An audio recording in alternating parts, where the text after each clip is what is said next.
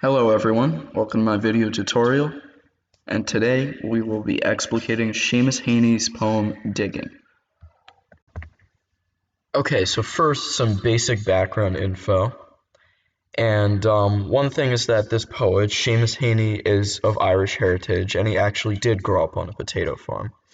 And the other big important piece of information that you need to know going in is that this is a free verse poem, which means that it does not have any kind of continuous stanza pattern or rhyming pattern throughout.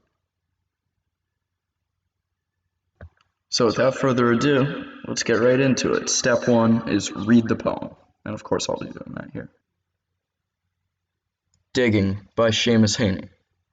Between my finger and my thumb, the squat pen rests, snug as a gun. Under my window, a clean rasping sound when the spade sinks into gravelly ground, my father, digging. I look down till a straining rump among the flower beds bends low, comes up 20 years away, stooping in rhythm through potato drills where he was digging. The coarse boot nestled on the lug, the shaft against the inside knee was levered firmly. He rooted out tall tops, buried the bright edge deep to scatter new potatoes that we picked, loving their cool hardness in our hands. By God, the old man could handle a spade, just like his old man. My grandfather cut more turf in a day than any other man on Toner's spot. Once I carried him milk in a bottle corked sloppily with paper. He straightened up to drink it, then fell to right away, nicking and slicing neatly, heaving sods over his shoulder, going down and down for the good turf, digging. The cold smell of potato mold, the squelching slap of soggy peat, the curt cuts of an edge through living roots awaken in my head. But I've no spade to follow men like them. Between my finger and my thumb, the squat pen rests. I'll dig with it. Okay, so now that we've successfully read the poem, it's time for step two, which is find some words. So some words that I picked out were peat, potato drills, and mold. Okay, so now for their definitions. So mold is defined as the dirt used in potato fields. And potato drills were defined as even rows of potatoes in a field, so you can think of it as kind of like the crop rows.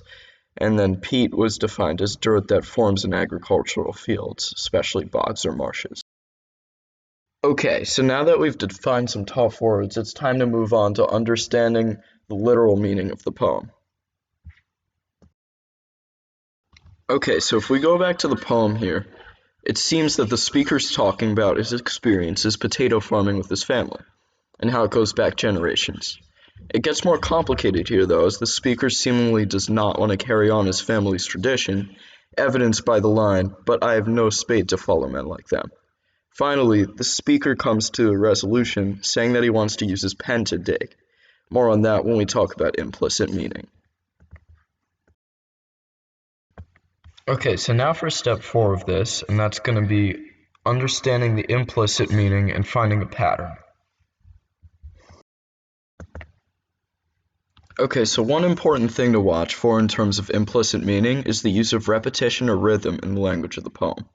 For instance, Heaney says, "Till his straining rump among the flower beds bends low, comes up 20 years away, stooping in rhythm through the potato drills." This shows repetition because it implies the speaker's father has been doing this exact same thing for 20 years, that he can picture him doing the same job so long ago. Another time this is shown is when Heaney writes, "By God, the old man could handle a spade," just like his old man. This shows repetition because he is repeating the words "old man" to emphasize how far back the lineage of potato farming goes. Repetition can be viewed as monotonous, boring, and a cycle in which one wants to get out of. Therefore, the author implies through repetition that the speaker wants out of the monotony of potato farming. Another thing to look for is the use of metaphors involving pens.